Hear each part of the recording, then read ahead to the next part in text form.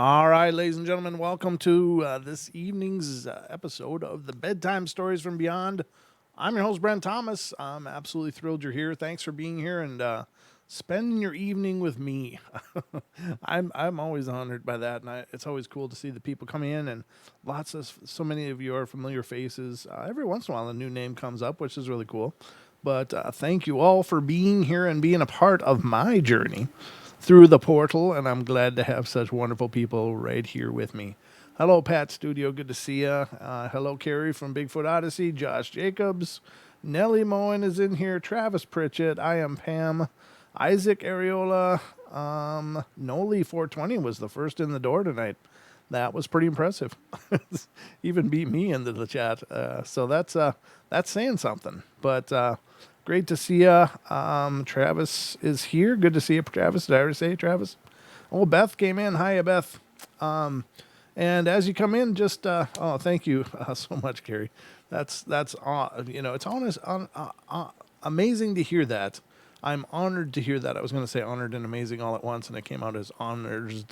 But it's amazing to hear that because, of course, you guys do a brilliant shows as well, both your investigators report and your documentaries where you go out in the field. It's just brilliant. And ladies and gentlemen, if you haven't checked it out, if you're not sure who Bigfoot Odyssey is, you should become sure of who they are. They're a great group, and they do a marvelous job, not in just reporting the material that they report, but just the quality of the production itself is just so fantastic. They obviously take a lot of pride in what they're doing. They're putting forth a top-notch show, great personalities, great interplay, great conversation. Carrie and his wife, Linda, of course, are travel all over as well and go on site with people that have had occurrences, and they document this with the people and go through evidence and stuff. It's really a great journey. So I'm absolutely addicted to their show. It's been a lot of fun to watch, and it's great to have gotten to know you, Carrie, and all of you that are attached to the show. It's just really cool. So check it out. And let's see who else is in here. Haxer, good to see you, brother. I missed you. Where you been? I hear things may be back underway for your project, so I hope that's true. I'm pulling for you, of course. Mary Brignon, good to see you. I am Pam is here. Coffee Alley. That's awesome. I think I'm saying that right. If I'm not, I'm sorry. It looks right. But thanks, thanks, Gary. Well, it's what can I say? Obviously, you guys put a lot of effort in what you're doing, and it deserves props. So it's my pleasure to definitely introduce any new audience members to you. I don't have a huge audience, but the people we do have in our audience are just second to none. We have the best audience in all of the internet. There's no question. So if I can share that love with you guys, I'm honored. So, and actually we share quite a few audience members between our shows, and that's really neat too. So I'm glad that your audience members enjoy our show. So very cool. Gentry, good to see you, dear. It's been a while. I haven't had a chance to say hello to you. We're going to be huge. I'm already huge. You can't see that. That's why I have the camera at this angle.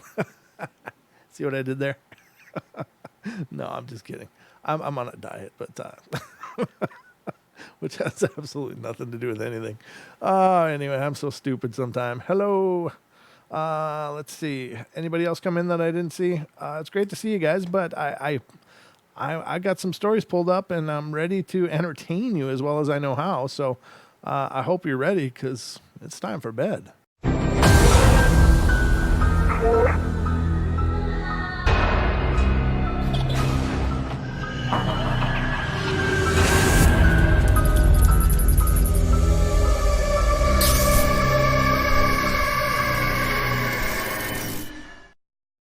All right, and I see Deb came in, and I see Duke came in. Duke, of course, is host of another of one of the best shows out there on YouTube for Bigfoot information and research and such. Does a great job and gets out in the field himself quite a bit. Has captured some amazing things, and he's graced us with showcasing those here on the portal as well. So we just got some really cool, amazing friends. It's really amazing.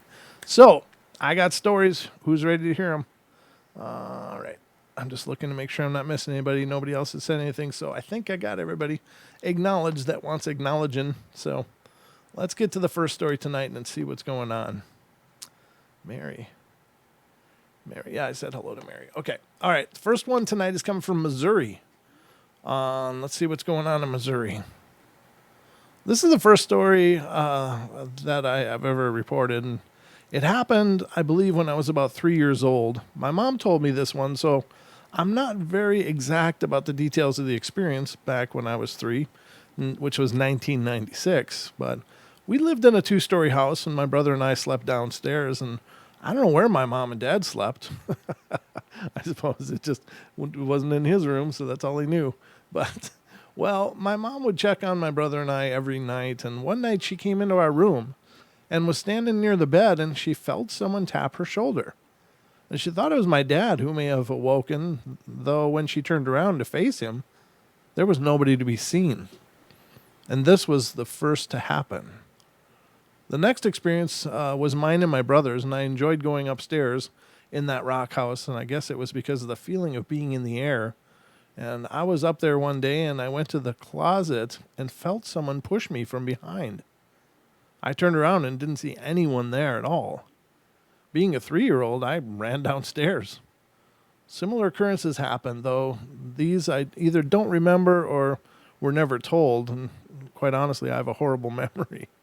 My mom was suspecting that there was something supernatural going on in the house, so she called my cousin John to come over and check out the house, and he went into our room and nothing strange happened. He checked upstairs, and again, nothing out of the ordinary until we began walking back downstairs. My brother Chris, who was 7 at the time, fell very forcefully down the stairs, and there were at least 20 stairs or so. My cousin John ran to Chris, picked him up, and ran outside along with everyone else. John did not like that house, and my mother finally hired a priest to come and bless the house in the name of Jesus Christ, and my dad was at work the whole time. That year, we moved out of the house. Not because of the ghost, but that's all I can write for now. I'll keep you all updated. Well, excellent. Again, a lot of one-off experiences. Is it a haunting? I suppose it's things like that are more like a presence than a haunting. When I think of haunting, I think of activity that just goes as consistently as possible. Something is constantly involving itself in your life or trying to interrupt your life and disrupt your life. But these one-off events, I think, are more of just a presence, like something is there, and it may not like you much. It may like you just fine, but it just seems to want to be, let its presence be known for whatever reason. So not a really aggressive haunting, although the pushing down the stairs thing is pretty creepy. That's pretty horrible. But overall, it doesn't seem like, things were going real crazy there. But enough, I guess. Getting pushed down the stairs is enough to make anybody, want to move out. All right. Let's see. Hold on one second. All right. So this next one is coming from New York. All right. It says, now I've only lived in my current residence for just around 3 years. And before this, I've had previous encounters with paranormal activities and such, but never one quite like this.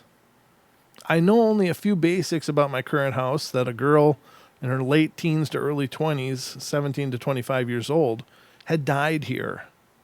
And I've heard that it was of an overdose of prescription medication, although details are really hard to come by.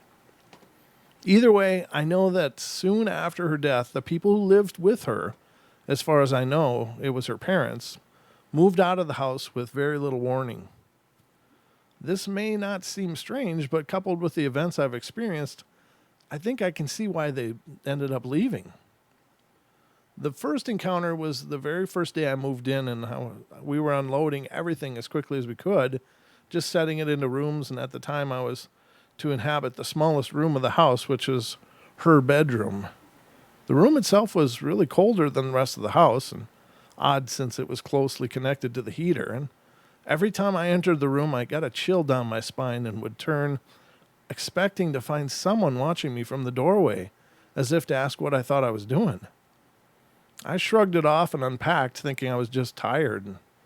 A few months later, after my first experience, I was doing laundry in the basement, and I was on my way up the stairs and heard someone specifically say, "Wait," and lay a hand on my shoulder. I was in the house alone, and I was really rather terrified. The pressure on my shoulder went away, and I hurried upstairs. Later that night, I awoke thinking I heard someone speaking. I put it off as my rabbit making noise in his cage, but the next morning my mother commented something strange. She said that late at night she heard a girl talking, and she thought it was me because no one else was in the house that night. But she looked in on me, and I was fast asleep, and she tried to shrug it off. And when she thought about it again, she said it very much sounded like it came through the vents that run through the whole house. My sister, my mom, myself, and my friends have heard this voice on occasion from the vents, just talking. The words are really undistinguishable, though. From time to time, I feel her watching me, and I say her because the presence feels it. Sometimes I smell shampoo, like her hair is by my face, and I was feeling irritated and upset one day, and I lashed out at her presence when she tried to comfort me, yelling, "Go away." It says go away, and then there's a blank, and it says the blank is for her name. I recall yelling it, and I recall stopping and saying, "What?" But the name disappeared from my mind as quickly as it had entered. She's left me alone since then, and still there, but ignoring me. But sometimes I can feel her loneliness when I'm close. Has anyone else ever had this happen? I was a little skeptical at first, but I honestly think she's here, especially after all of this and more that's happened. Yeah, that's tragic. I don't know why. I suppose if it was a suicide or whatever, that's a pretty tragic death, and it's obviously a passing that's predicated by an awful lot of pain and confusion and sadness and sorrow. And it just breaks my heart to think that if somebody does take their life, that they're kind of stuck in that state, in that place. And I don't understand the mechanics of it, and it's probably not mine to understand, but what you have to wonder is there a path? I have to believe there's ways to help those spirits out. And I know we have many psychics that are affiliated with the show, and I believe I don't know if any of them have helped with suicides or not, like crossing over a spirit that has been kind of stuck due to a suicide. But I think it's just such a tragic thing. And again, I say it every time we hear a story about suicide. If you're in pain, if you're out there hearing the sound of my voice, I understand what hurting feels like. I understand what it feels like when it feels like your whole world is exploding and there's just nothing left to hold on to. But please hold on. Please find someone to talk to. Please get a hold of someone, anyone, and let them help you. There's lots of resources out there. There's lots of people who want and sincerely want to be there to make a difference and to hopefully help you change your mind. So if anyone hearing the sound of my voice is considering this or is in a place that's really dark and empty like that, please just get help. All right, so let's continue on. Oh, by the way, I gotta make a public statement. This is certainly, it really made me feel bad. I felt very, very sad to have heard this. I received an email, and last night you'll recall that we had mentioned and talked about a body donation place in Arizona, And, of course, it's a dark and horrible, horrible, horrible story that was on the news down there. And we read it from a news site, and where they had buckets of body parts. They had heads in buckets, and they had bodies laying all over the place, and the head of a girl sewn onto a big man's torso and stuff. It was just so much sickness going on there. And whenever we cover a story like that, it's so dark and it's so twisted and it's so broken and ugly that all we can do is try to, and maybe it's a defense mechanism. I think for me it is that you try to find something to laugh about, or to lighten it up, or to make it not so ugly just for the moments, because if you don't, then it becomes like you have to absorb it then as the ugly thing that it is. So it's like humor becomes a deflection for me personally. And so we made a few quips and a few snickers about it last night. Well, sure enough, we had somebody reach out to me today via email and explain their situation. And they said, my husband and I didn't have a lot of money, and we didn't know what to do. We couldn't do traditional funerals or cremations or whatever. And so we decided that we would donate our bodies to science when we passed. And sure enough, the husband had passed, and the wife had sent her husband, or his remains, his body, to this very place.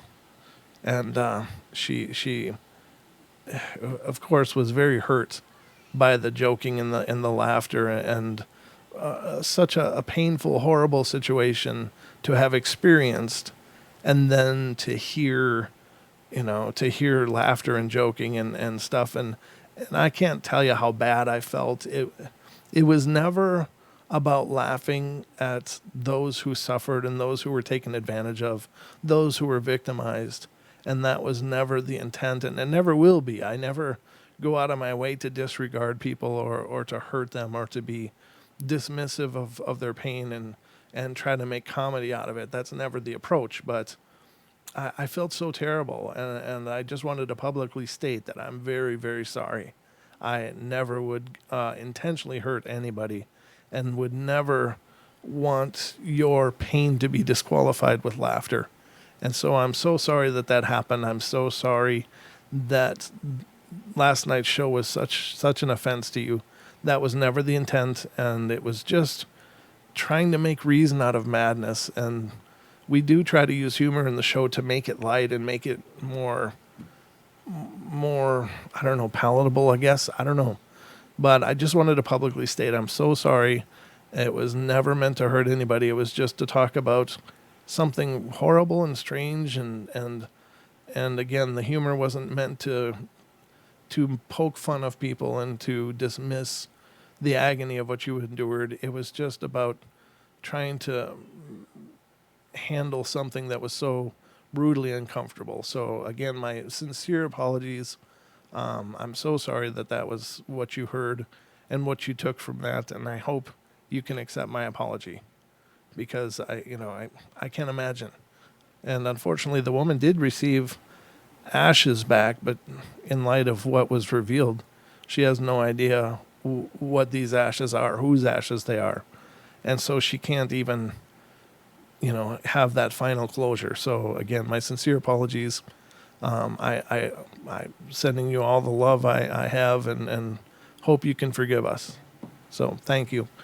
But I just want to take a minute to address that, ladies and gentlemen, because wow, it's never the intent to make a comedy out of people's pain and suffering. So I just wanted to address that publicly, because I think that she deserves that.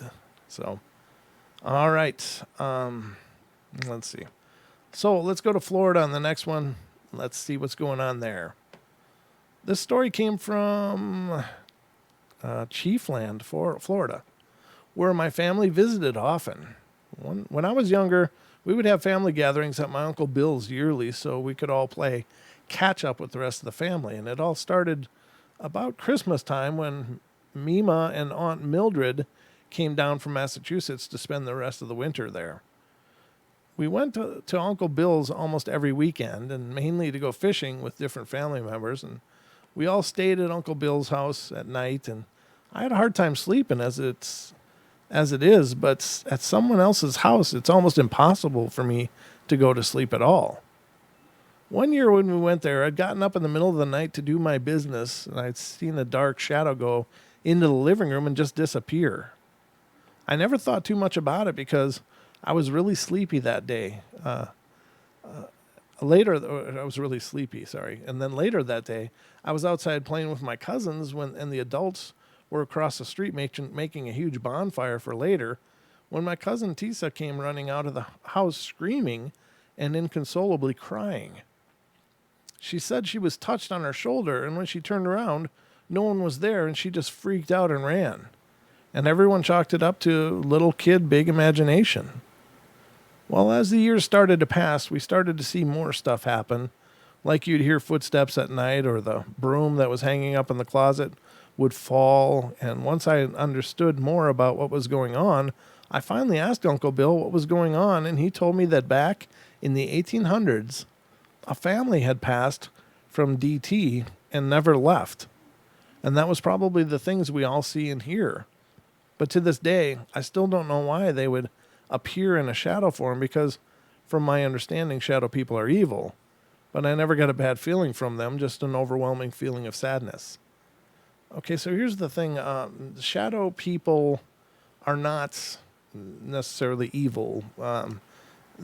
Well, there is a segment of spirits that appear as shadows that are considered malevolent and evil, perhaps. But any spirit can appear as a shadow. It doesn't quantify that that's a shadow person because you saw a shadowy spirit. I think that they sometimes appear shadowy when, for whatever reason, they're partially manifest and they don't want to be noticed as much, so they go for the darker colors and linger in the shadows. They may sit and watch and see what everybody's up to. I can't imagine. I can only hypothesize what life is like on the other side if you're an earthbound spirit, but perhaps they just like to sit and observe and watch us and see what we're doing, and maybe that's entertaining. But it's pretty common misunderstanding that if you see a shadowy spirit, it's a shadow person equals it's evil.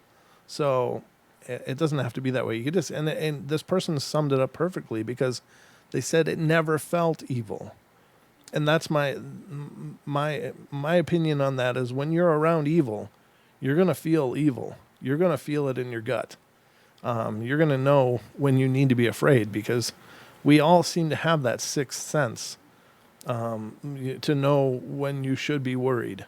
And if you're not worried and you see a shadowy spirit, then it's more than likely not a shadow spirit. Or a shadow man or shadow people, I guess I should say. So, just some of my 2 cents because I got a microphone and you get to hear it. So, the next one is coming from Connecticut. It says, I'm Clay and I'm originally from Jacksonville, Florida. I moved into a condo in Jacksonville with my family when I was 8 years old. The house was empty except for one of the bedrooms. My bedroom closet had had a Ouija board left in it, ladies and gentlemen. Can't imagine why they didn't take it with them. The previous owner's wife liked to play with the Ouija board, but for some reason, she left it behind. Oh, I have an idea why she left it behind. And none of it's good. I started schooling and came home regularly and was home alone for a few hours until my older sister came home from school, followed later by my mom, and strange noises from upstairs started happening, like someone pacing around, and I'd yell hello and start naming off anyone who could be upstairs, and no one would answer me, and the pacing would stop. The noise would occur often after school and would change, it says change the way it would sound maybe. One time the noise was of someone running around almost from room to room. See, now that's freaky. that fast-paced walking to me is really freaky. Slower walking, it's ominous, but it's just like a stroll. But if something's running around, that's just freaky. running around almost room to room, and would end up with a door slamming somewhere. The scariest moment was when the pacing started briefly and then ended with what sounded like a bowling ball dropping to the floor. And at the time, my sister was 3, and I was playing and having her chase me around, and I ran upstairs thinking she would follow me, chasing me, and a girl was coming up the stairs, but it wasn't her. This girl was around the same age, but her clothes were a blue dress and almost what was worn hundreds of years before. It didn't take me long to realize the girl wasn't my sister, and the girl vanished through the wall as if it was a hallway. Over time, the noises occurred, but I was young and got used to it. Living in the house for so long, it was almost normal. And I never knew why, when I told people, they didn't believe me. A few years went by in the house, and surprisingly, no noise was heard. The ghosts seemed to just vanish, as if they never were there. And it wasn't until September 1999 when the apparitions returned, after not being around for a couple of years. My bedroom is where the Ouija board was discovered when first moving in 6 years earlier, and had a ghost in my room with me. This is one of the only one. This one is the only one that really freaked me out worse than any other paranormal event in the house. I was laying in my waterbed. I used to have a waterbed.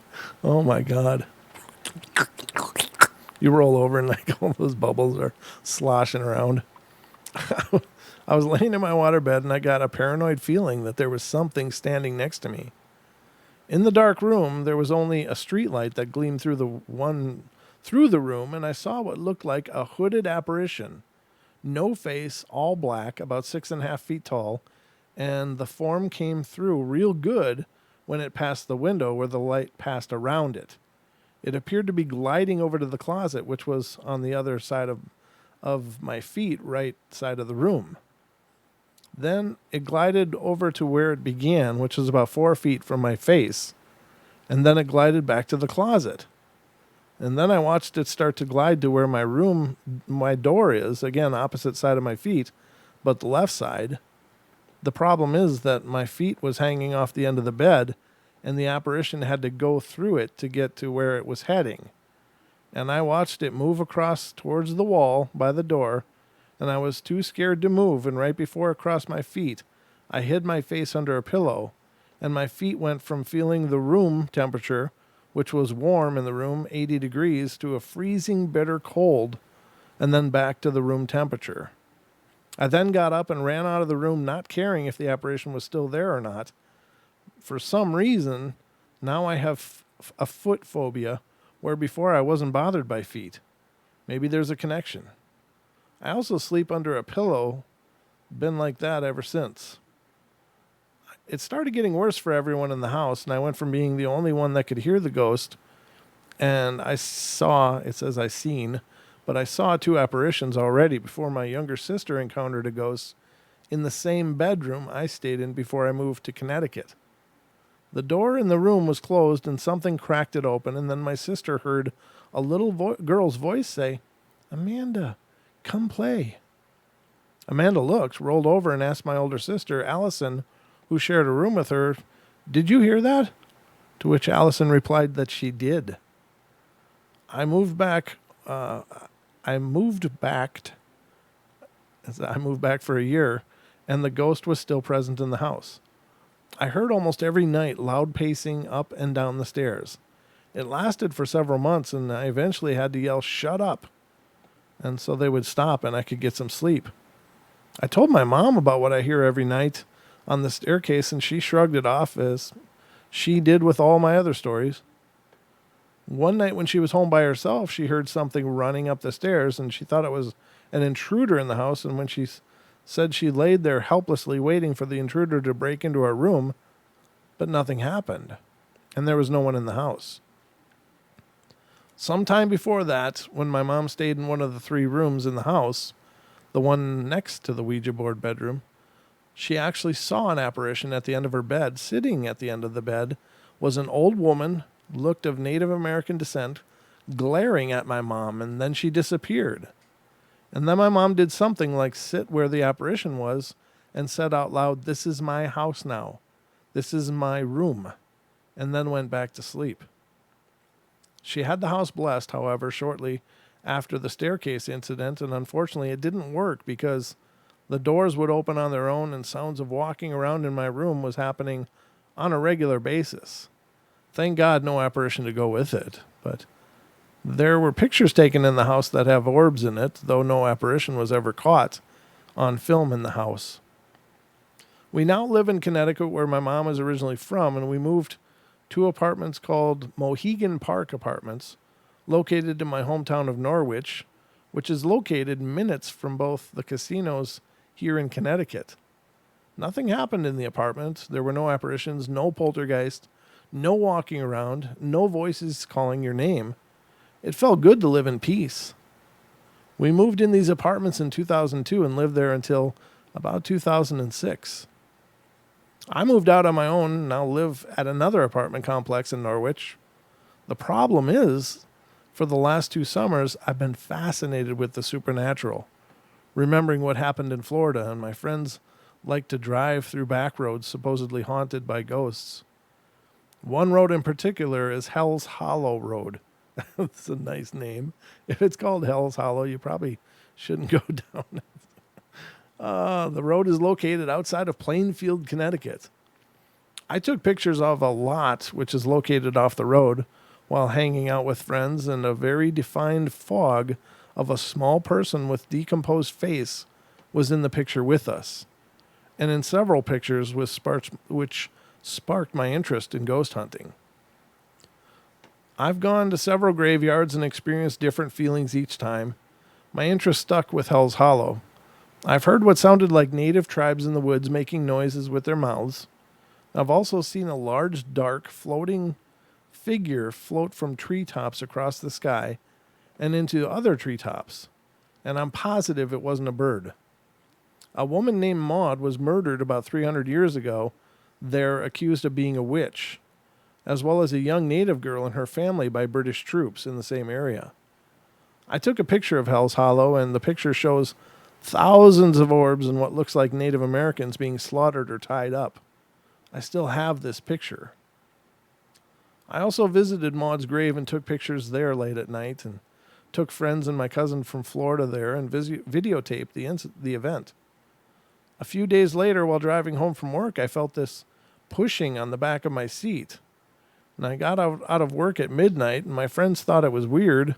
And a few nights later, we hang out in a circle lot for a few minutes, and then we got out, opened the trunk to get something out of the back. Keep in mind, both doors were left open.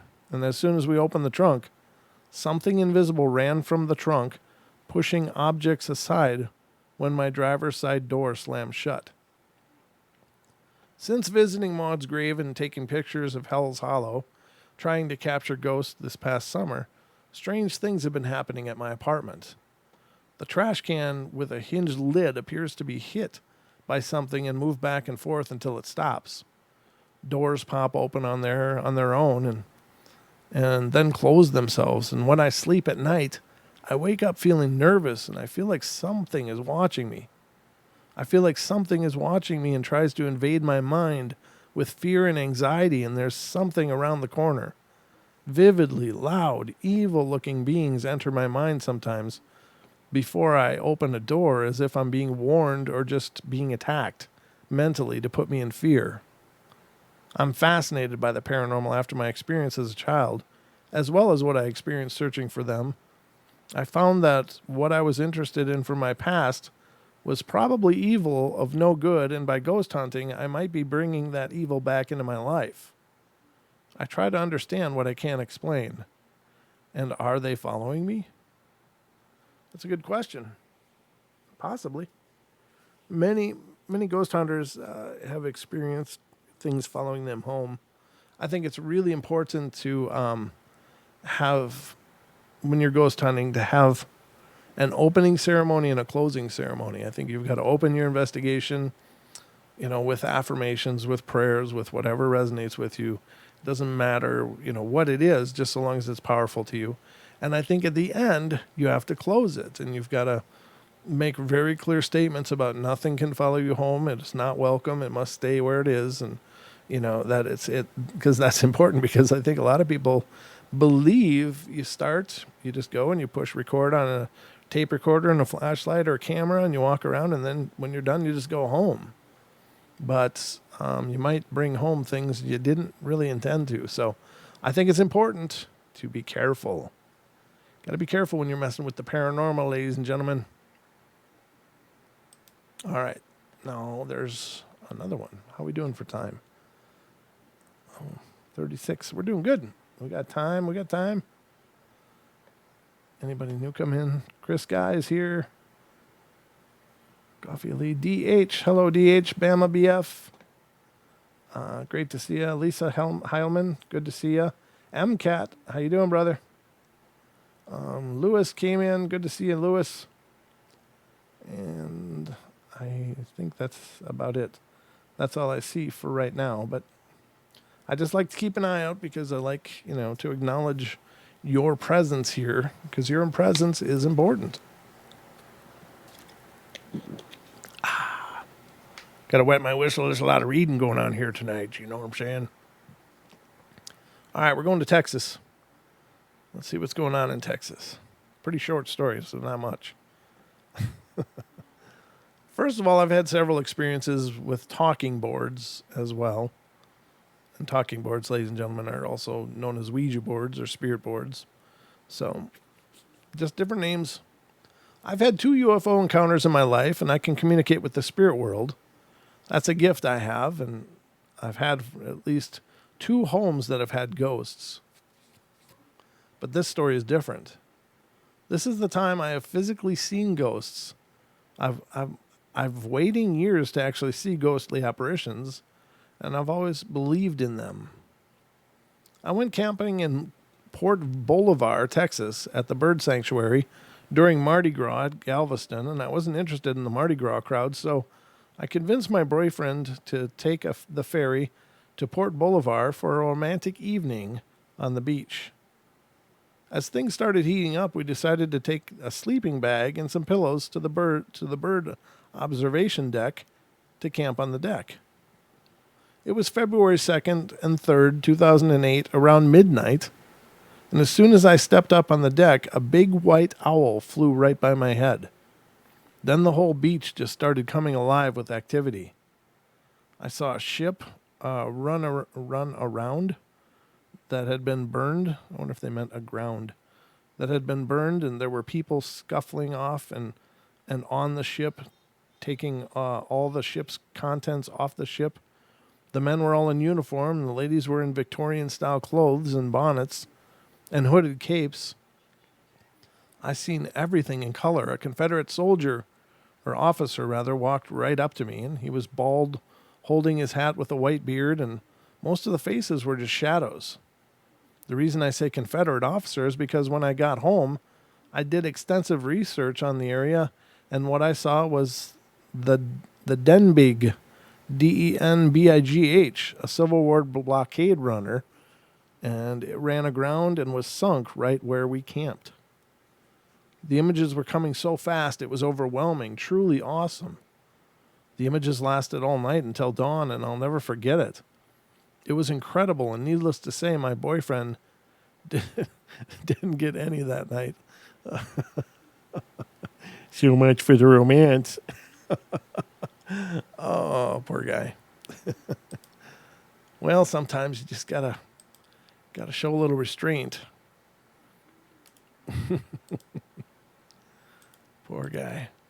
All right, let's see what's coming up next here. I'm opening a few more because we got time, and I'm going to fill it with as many stories as I can get away with. Anything? Am I missing anything tonight? More waiting, that sucks. Well, the waiting's the hardest part, is what they say. About 7 years, this is coming from Florida. About 7 years ago, a girlfriend and I went to stay at my aunt's condo for a vacation in St. Augustine, Florida, a.k.a. the country's oldest city. We had decided to do the walking ghost tour one evening through the old city, and the tour guide brought us through different areas and explained the different sightings that have been reported through the years. And he even relayed an experience of his own, which involved hearing Spanish soldiers marched through the streets really early in the morning. He could smell their sweat and hear them speaking, but didn't see a thing. Needless to say, he was quite shocked. Towards the end of the tour, my friend said to me, "Did you see that?" And I said, "See what?" And she said she had been looking in a shop window that was closed for the night, and the light turned on and then went off again. Believing she had probably just spooked herself from the tour, I didn't really pay much attention. Surely it must have been an employee that was locking up for the night. At the end of the tour, we returned to our rental car to go back to the condo, and I had parked under a light in a parking lot nearby, and as I started the engine, the light in the parking lot went out. We both jumped and then started laughing, thinking it was probably some timer on the light, and we returned to the condo without incident, and that evening I decided to stay up and read. My friend fell asleep early, and she and I both slept in the same room to enjoy the spectacular view of the ocean through the picture window. And while I was reading, the hall light went out.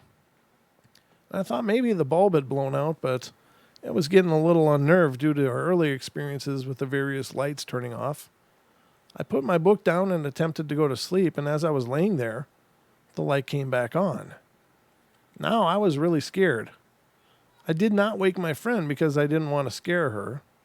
In the middle of the night, my friend woke me up and she said, "Jen, something strange just happened." I woke up and the light was on. Then 2 seconds later, it was off. Now it's back on. I told her that I experienced the same thing earlier, and I tried to reason in my mind that it was just faulty wiring, and finally we fell back to sleep. The next morning, I went downstairs to make coffee, and on the way down the stairs, I felt like I'd stepped through a wall of static electricity. All the hairs on my arm literally stood up. It was really freaky. My aunt called later on in the day to check up on us, and I asked her at the time if the light in the hall had a history of turning on and off, and she said no. We left St. Augustine not knowing what we had experienced, and the condo is within walking distance of old Fort Matanzas. Matanzas is in Spanish means slaughter. Many lost their lives during the battles between the Spanish, French, and Indians, and could it be one of those lost souls followed us back? We'll never know. That could very well be. Another one from Florida. Oh, geez. This one has to do with... All right, I'll read it anyway. I'm not real fond of some of the subject matter here, but anyway. My experience started back when I was 13 years old, though they do not haunt me anymore. My experiences have left an impression that has kept me with an open mind wherever I go. My Aunt Mabel lived in an old house way out in the country, and I used to go and spend the weeks and weekends every chance I got. Once my aunt started renovating her house is when the activity started to happen.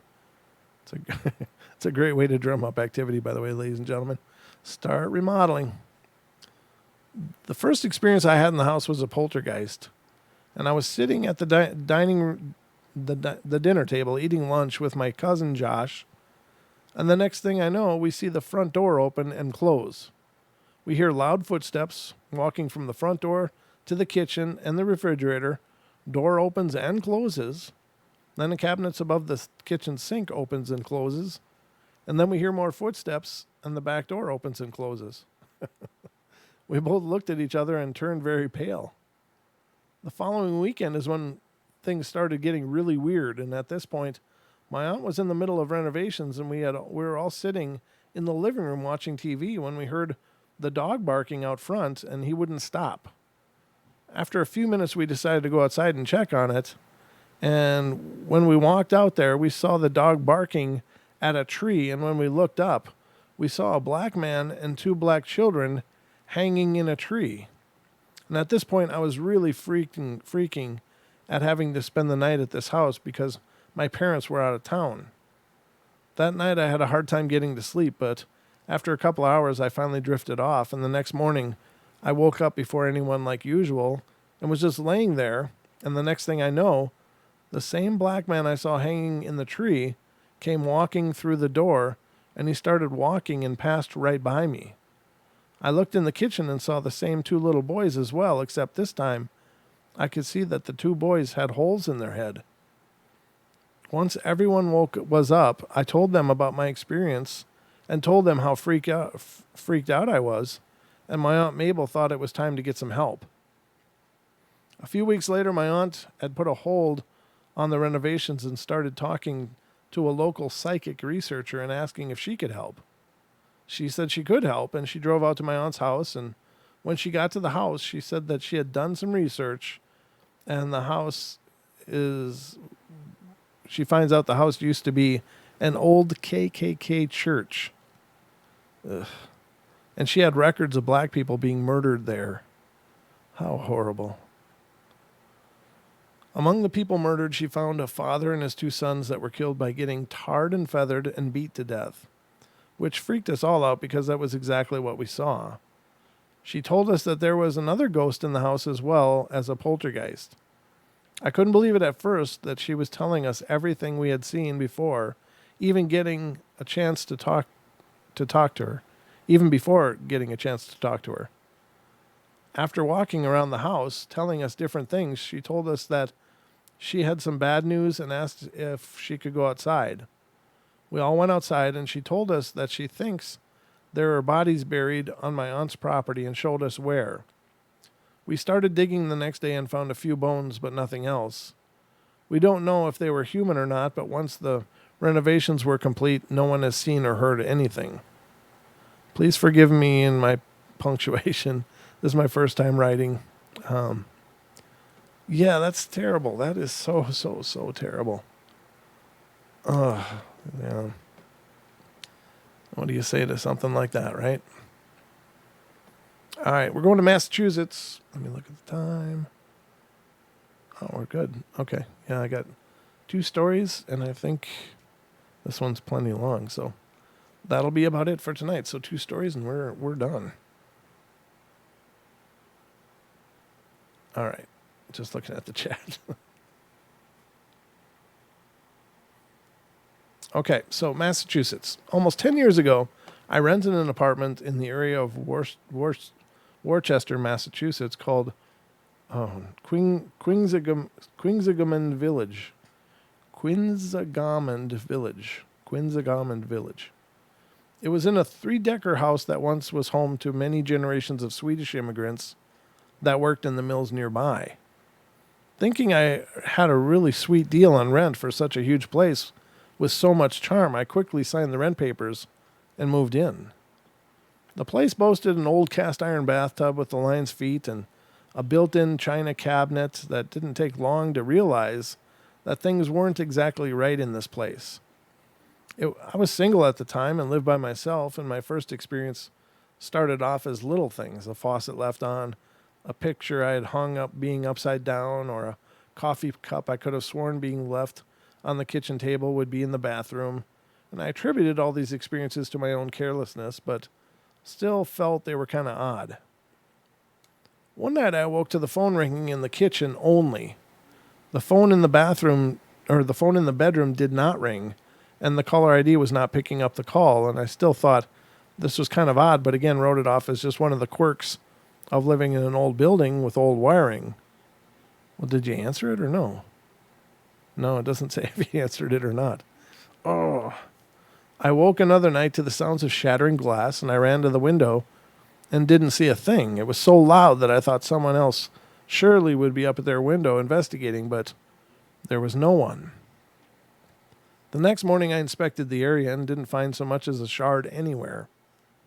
A few months later I was getting up to make coffee and felt a cold breeze, and it was in the middle of winter, and the window was open in the pantry, and being an old house, the kitchen had a long walk-in pantry with a window at the end, and my dad tried to tell me that the vibration of traffic going down the street had raised the window. I really wanted to believe this, but I've never seen vibrating traffic raise windows, but anyway, I really wanted to believe that it happened again, but this time in the bathroom, and I would also hear what sounded like the front door opening, and upon inspection would find the door still locked like I had left it. Perhaps the scariest things that happened were one day while home from work sick, I was sitting in the living room watching a movie. The sofa was against one side of the wall with the closet door next to it, and all of a sudden I saw something out of the corner of my eye move along the baseboard with great speed, and it appeared to be white. It disappeared behind a chair in the opposite corner and then reappeared just as fast from the other side before disappearing under the TV stand. My blood went absolutely cold. I've never felt a sensation like that before, and I hope never to feel that again. I stayed on the sofa with my eyes peeled to the TV stand. I wanted to believe it was a mouse and that maybe I had spooked it instead of the other way around. After what seemed like an eternity, I mustered up the guts to inspect the back of the TV stand. I hopped onto the chair and tilted the stand forward to see if there was anything behind there, and I couldn't see anything. I knew by my body's reaction that I had just witnessed something very unusual. I started to cry. I didn't know who to call. Who would believe this? I also became angry. I walked from room to room and called out to whoever it was that they had to leave. I also recited the Lord's Prayer out loud, and that night I dreamt I was chasing something that I couldn't see around the apartment. And when I awoke the next day, I felt as if the air had lifted. Unfortunately, it didn't last. About a week later, I came home from work and was making the trek up to the 3rd floor when I started to feel really uneasy, and I inserted the key into the door, and a large spark flew out of the metal doorknob. It literally left a red mark on my thumb and hurt like heck. I walked into the kitchen and felt a very awful presence. I couldn't see a thing, but I suddenly felt terrified. Again, I recited the Lord's Prayer out loud, and the entire time thinking I was going to be lifted off the ground by some unseen force. And I was actually holding onto the back of the chair, and finally, it went. I slept with the lights on and wondered if I should get the heck out of there. The last really frightening thing that happened before things started to die down happened that spring. Being young and single, I spent a lot of time going to bars and clubs in Boston. I'd pack a bag, head east on the Mass Pike, and then crash on a friend's sofa until Sunday. I had 3 ferrets at the time, and before leaving, I'd make sure their cage was secure and they had plenty of food and water for the weekend. I returned one Sunday, and when I opened the kitchen door, there was an empty milk jug sitting upright on the center of the floor, directly in view of the door. It had somehow moved over the hardwood floors and over the lip of the throw rug I had under the kitchen table. The milk jug had been in a box I kept for recycling. Then one of my ferrets walked by, and all 3 were out of their cage. I went to their room and found the center door of their condo cage wide open. I never used that door, as they were always at the top or the bottom, never in the middle. They had no access to their food or water all weekend, and had one of them pushed the door open somehow, I don't know. Had they managed to work the milk jug out of the box, scoot it across the floor over the rug, while it remained upright? There could have been a logical explanation for this, I suppose, but to this day it has me baffled. I moved out in September 2001, and at that point, most things had stopped, and I had worked with a man that claimed to be a psychic, and he had a near-death experience after being struck by lightning, and says he was left with these gifts. He told me that my apartment was a highway for spirits, and they were attracted to a grid that ran underneath the building. I don't even read my horoscope, so this is all very bizarre to me. I don't know why I even stayed there that long. I guess I'm just really stubborn or really crazy. When I finally packed up the living room during my move to Arizona, I moved the TV stand completely, and there, tucked in a corner underneath the stand, was a little white Powerball, the kind that you get out of a bubblegum machine for a quarter. I felt a shiver run down my spine, and needless to say, the Powerball stayed behind in the house. I stayed in touch with the other folks occupying the other floors for a while. Although one lady admitted there were spirits there, I didn't hear of anyone else experiencing what I did, and I've since lost touch. Thanks for reading. That's a lot of stuff. A lot of stuff going on. All right. So, the last one tonight, ladies and gentlemen, drum roll please. The last story tonight is from Texas. Oh, it says a photo. Let's see. Oh, that's okay. We'll talk about that. That might be okay. I'll share the photo at the end after I get done with the story because I don't know. It could be, but we'll see. This is a photo I took using a disposable camera, and I was visiting the old Waverly Cemetery here in Texas, photographing graves for a cemetery photo book that I was working on. And as you can see, where the picture was aimed, it's not really focusing on any particular grave. And when I'd finished taking pictures with my digital camera, I took out the disposable camera to shoot some pictures to send to a friend. Well, as I walked around looking at what to photograph, next, something just compelled me to stop between these trees and take a picture. It was a weird experience to come over me. When I got the film developed, I was surprised to see this large glowing orb. To me, it looks like a comet jetting through. And I've posted this picture on another paranormal site and took a lot of abuse over it being a strand of hair or dirt. Well, I've extremely long hair, knee length. Oh my God, that is long. And when I'm photographing something, I make sure to pull my hair back to prevent any strays from getting in the pictures. And as I had done that day, since after all, my digital photos were being used in a book, so they had to be clear and professional in quality. One person commented me that it's a blonde hair in the picture. Well, my hair is dyed burgundy, not blonde. Also, if you notice the tail of the orb, you can see through it. Now, if it was a hair, I would think a hair would be solid. You wouldn't see the tree limbs through it. And lastly, it was a cloudy day, raining on and off, but it was not raining any time during the photos and I was taking. The sun wasn't out, so I've ruled it out, and that is not a sunspot. I just found it interesting and was thrilled to see it appear since I was strangely compelled to take a photo at that moment in time. Perhaps it was a spirit following me around the cemetery? All right, well, I'll put it on the big screen so you guys can see it. It's an interesting photo, but I kind of agree with the people that criticized it, to be honest with you. Come on, you quit doing that. I hate how it automatically glues things. Like you open up a photo and automatically you'll pull it big screen for you. Okay, so here's the photo. And it's credited to atouchofdeath.com. So I guess that's who wrote the story. So I want to give them credit for that. I didn't know that, but okay, I see it now. Here's the photo. Now here's the anomaly in question, and it's it really could very well be a hair. And I know that's like, oh, really? Now, here's the thing. When something's really close to a lens, for instance, if you're taking a photo through like a fence, the advice you get is to put the camera lens right against the fence, even if there's strands of the fence going through the camera lens path.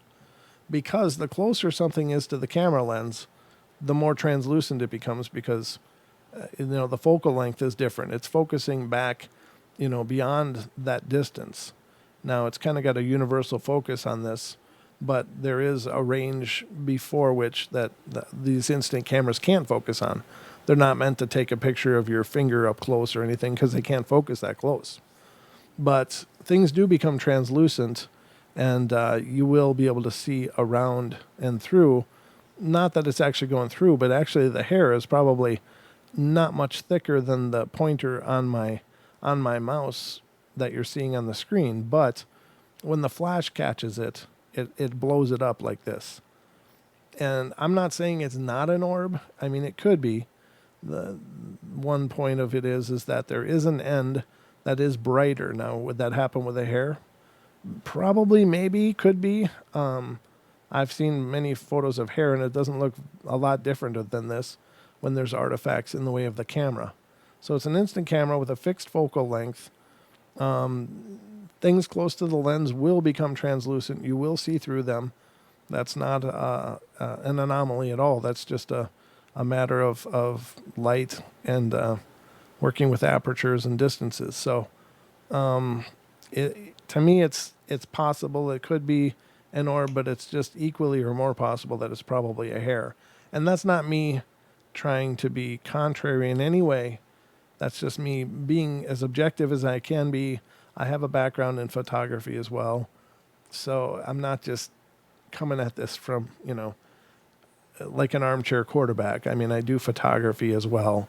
And, I'm familiar with these concepts. So I wouldn't say that I'm necessarily a pro. Okay, I'll be right out. Yep. But I'm just telling you that this is not unusual for a hair. So be that as it may, take it or leave it. It's up to you to decide. I don't have the photo. I don't have the hair. I don't have the ability to recreate it, which is what you'd need to be sure either way. It could be an orb. I mean, it really could be that this person really captured an amazing orb, but unfortunately it's not indistinguishable to what a hair would look like being photographed if it was very close to the camera lens. So that's just me saying that. Take it or leave it. It's up to you. I don't know. I can't be sure because I can't test. I can't debunk it. I can't go on site and try to duplicate it, which is what you'd need to do in order to be certain, or at least more certain. So just my 2 cents, but that's going to wrap up the show for tonight, ladies and gentlemen. I hope you've enjoyed our journey here through the Paranormal Portal and Bedtime Stories from Beyond for sure. New podcast is dropping tomorrow, and it'll be a good one. It's Bigfoot and the bear. That's all I'm going to tell you. It's it's a good one. So it's kind of a classic episode, but it's one of my all-time favorites. So I hope you guys will check it out. That'll be available as of midnight tonight, wherever you find podcasts, but it'll definitely be out there tomorrow. So, thank you, Haxer. I appreciate it. It is great to have you back. You'll have to give me an update on your situation, brother. I want to know what's going on, if you don't mind, and if you don't mind letting me know. You're welcome, Dee. Thank you for being here, and thank you, Duke, for being here, and everyone else for being here. I hope you all have enjoyed the show. And yes, thank you, Julia. If you got a story of your own, please send it in, paranormalportalradio@gmail.com. I'll be happy to read it. Bell Prepper, good to see you. And have a great night yourself. Thank you. I do a new show every night. Duke, you got it right, brother. Scott, who's Scott? Oh, Scott Hack, good to see you. Oh, great. Thanks for finding us all the way up in Alaska. Yeah, you got to have some weird stuff going on up there, brother. I'd love to hear about what's going on up in Alaska. It's a great show, Brent. Thank you, Carrie. I appreciate it, brother. I'm glad you're here, and thank you for all the support you guys have given us. That's really awesome. And to all of you, thank you so much for being here. Hey, Travis, thank you so much. Oh, thank you, Mary. That's really cool. I should do this at the end of every show, is just, spend a couple minutes talking to you guys, because I just kind of go on, go off, and then I'm reading the chat afterwards trying to figure out what I missed. So I guess maybe this should be the new close for the shows, is we just spend a couple minutes chatting, and you can blow up my ego. I'm just kidding. All right. So, thank you, Josh. Love you too, brother. Appreciate it. And love you all. You guys are great. You want to hear your stories? My stories, or whose stories, D? D, you've probably heard all mine, or a lot of them anyway. I'm beautiful. Well, thank you. Stop it. How you do go on. All right. So anyway, thank you. Thank you, Coffee Ali. I appreciate that. So, love you all. Be good, be kind, be nice. Take care of each other. Help each other out. Find the magic in every day, and remember to laugh as much as you can. And I'll be back tomorrow night. Again, we got Mr. Don Schmidt joining us tonight. Tomorrow night. Don and I will be here, and it should be an epic show. I hope you guys tune in. Now, the Friday, Saturday nights, if you're new to the show, we are on the network, and we do have to take commercial breaks. Those of you on YouTube will see video segments that I put together to make that at least a little more palatable. I probably should do some new ones. It's been a long time. I didn't mention Sunday to them, Julia. I did not. I was going to make it a surprise. So, anyway, let's mention it after Sunday. But didn't mean to say Brent. What? Oh. All right, so we're going to have Don Schmidt on tomorrow night. And again, he's really one of the most iconic figures in the UFO community.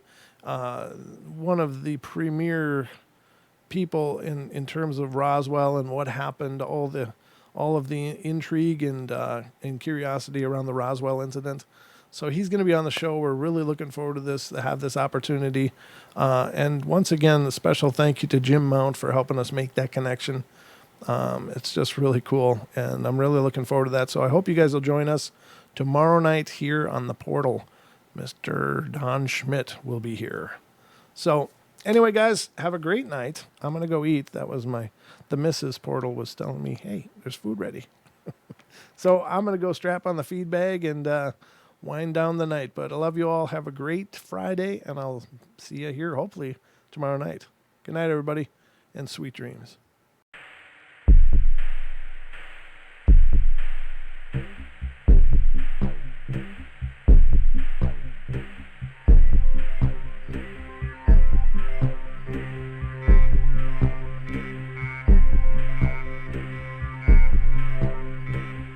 Woo!